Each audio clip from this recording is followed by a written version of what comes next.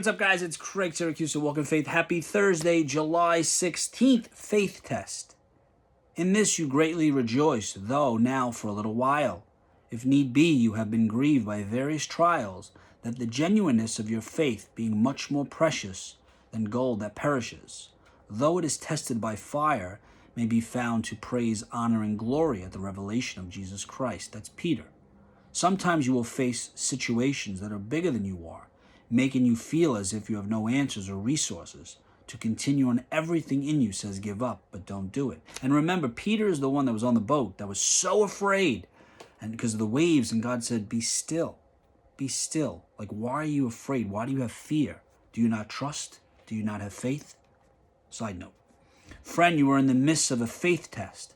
God isn't punishing you, and he hasn't forgotten you. Rather, he is providing an opportunity for you to grow spiritually and believe him for greater things. So, sorry to interrupt again, but when you hear those voices, they're always louder, right? God's voice is so low, it's in your pit of your stomach. You can discern his voice, but it's always soft. And the enemy's voice is always loud, saying, give up.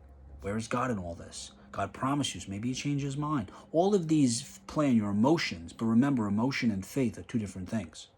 So make a decision to believe the Lord in spite of everything. Don't look at your circumstances or pay attention to the opinions of others. Listen to the Father. Open God's word and trust what he says. He's teaching you that Jesus really is sufficient for every need you have. There is no challenge too overwhelming or pit too deep. He can always deliver you, so expect him to prove himself faithfully in this difficulty. Lord, I cannot overcome this, but you can, so I will trust in you. Amen. In his presence, believe he will be faithful. So, I'm going to say it every day. Read scripture. I can tell you 100 times where I've been overwhelmed, filled with anxiety, a specific concern, and I will open up the daily devotional like this, and exactly what I was worrying about, thinking about, reflecting on is in the passage. It happens all the time. So I'm challenging you again. Pick up the Bible, pick up scripture, watch something, listen to something, and just be open. Pray, but be open and meditate on what happens after. Don't just pray, ask God for direction, and then, go on your phone and play whatever game.